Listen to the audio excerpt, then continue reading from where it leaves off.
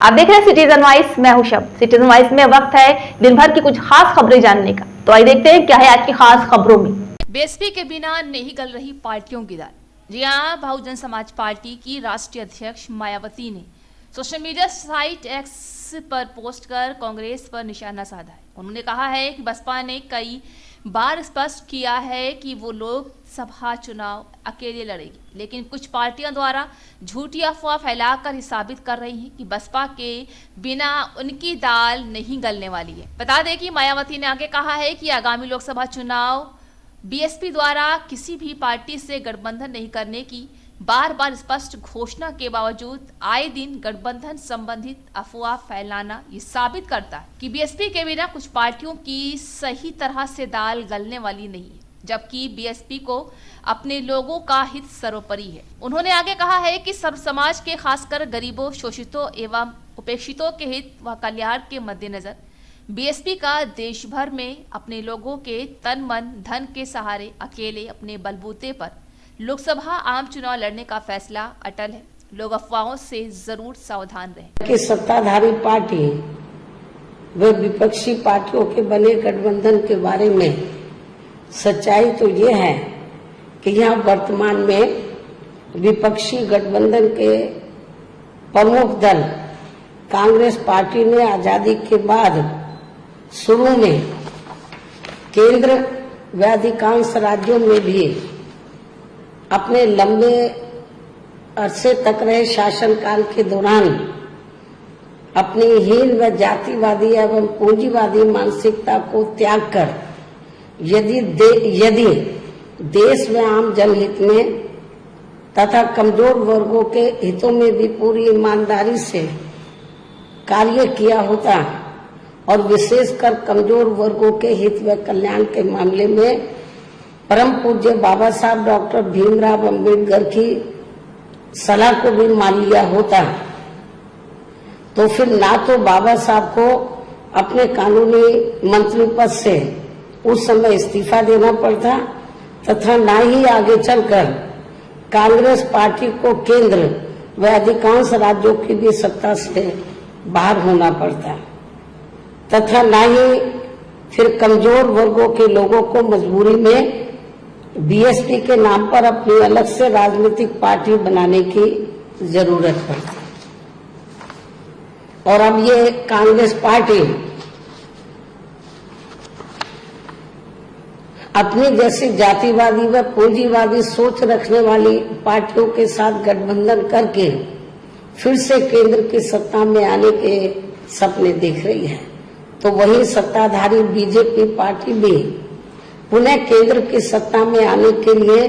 अपने एनडीए गठबंधन को हर मामले में मजबूत बनाने में लगी है। साथ ही फिर से सत्ता में आने का दावा भी ठोक रही है। ये कह रही है कि इस बार बीजेपी और उनका गठबंधन 300 से ज्यादा सीटें लाएगा, इसका भी दावा ठोक रही है। जिनकी कथनी व करनी में कांग्रेस पार्टी की तरह ही कोई खास अंतर नजर नहीं आता है। कहने का तात्पर्य ये है कि अब ये दोनों बने गठबंधन यानी कि एनडीए व परिवर्तित किए गए यूपीए केंद्र की सत्ता में आने के लिए अपने अपने दावे ठोक रहे हैं, जबकि जनता को किए गए इनके वायदे व आश्वासन आदि सत्ता में बने रहने के दौरान अधिकांश खोखले ही साबित हुए हैं। वैसे भी कांग्रेस व बीजेपी एंड कंपनी के बने गठबंधन की अब तक रही सरकार की कार्यशैली यही बताती है कि इनकी नीति, नियत व सोच सब समाज में से विशेषकर गरीबों, दलितों, आदिवासियों, पिछड़े वर्गों, मुस्लिम एवं अन्य धार्मिक अल्पसंख्यकों के प्रति लगभग एक जैसी ही रही है,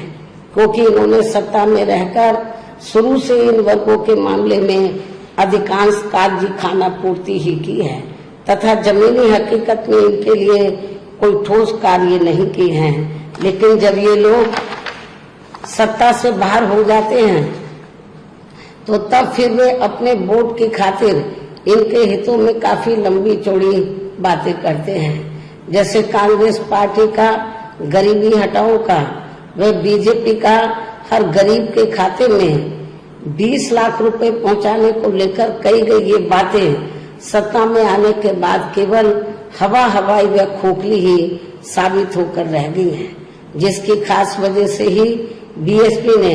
सत्ताधारी गठबंधन व विपक्षी गठबंधन से ज्यादातर अपनी दूरी ही बना के रखी है। ऐसी स्थिति में अब इन वर्गों के लोगों को यानी कि कमजोर वर्गों के लोगों को आपसी भाईचारे के आधार पर वे अपना अकेले ही मजबूत गठबंधन बना के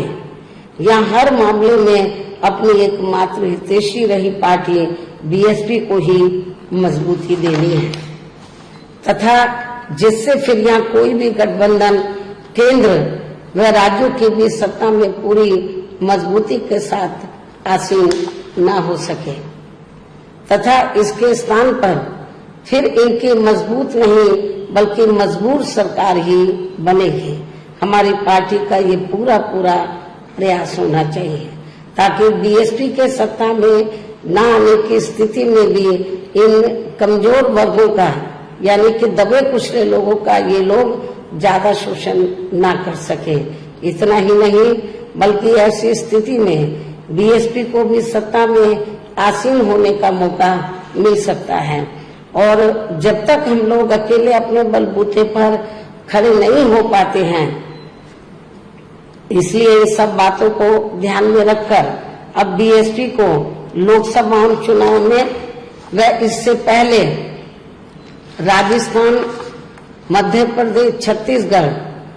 व तेलंगाना आदि राज्यों में होने वाले विधानसभा चुनाव में भी अकेले ही चुनाव लड़कर अपनी पार्टी का बेहतर रिजल्ट लाना होगा। लेकिन बीएसपी पंजाब, हरियाणा आदि इन राज्यों में वहां की रीजनल पार्टियों के साथ मिलकर जरूर चुनाव लड़ सकती है, बशर्ते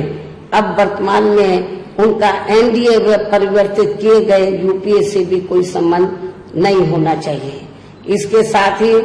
पार्टी के लोगों को हर स्तर पर सत्ताधारी गठबंधन व विपक्षी गठबंधन के सभी साम दाम दंड भेद आदि हथकंडों से भी जरूर सावधान रहना है। इसके अलावा यहाँ मैं ये भी कहना चाहूंगी कि देश में लगातार बढ़ रही कमर तोड़ महंगाई, अति गरीबी व बेरोजगारी आदि की इन गंभीर समस्याओं के प्रति केंद्र के उत्तरदायित्व को लेकर कल से शुरू हो रहे संसद के मानसून सत्र में जवाबदेही का लोगों को काफी बेसब्री से इंतजार है, किंतु मणिपुर में जारी चिंतनीय हालात, हिंसा व सुरक्षा ही अब नया मुद्दा बन गया है। किंतु इन समस्याओं के प्रति भाजपा का रवैया अब तक व्यापक जनहित का कम तथा अपने राजनीतिक स्वार्थ का ज्यादा देखने को मिल रहा है, जिस कारण देश से जुड़े इन मामलों का जटिल बने रहना अति दुखद है। जबकि देश की प्रगति लोगों की उन्नति में ही निहित है, जिस पर पूरा ध्यान केंद्रित करने की भी सख्त जरूरत है। और अब लोकसभा चुनाव से पहले संसद में सरकार व विपक्ष का रवैया तकरार, आरोप प्रत्यारोप व जिम्मेदारी से भागने का नहीं बल्कि इन ज्वलंत जन समस्याओं को दूर करने संबंधी समाधान का होना चाहिए। तो ये थी आज की खास खबर। ताजा खबरों की अपडेट के लिए जुड़े रहिए हमारे साथ सिटीजन वॉइस पर। हमारे चैनल को लाइक, शेयर, सब्सक्राइब करना ना भूलें।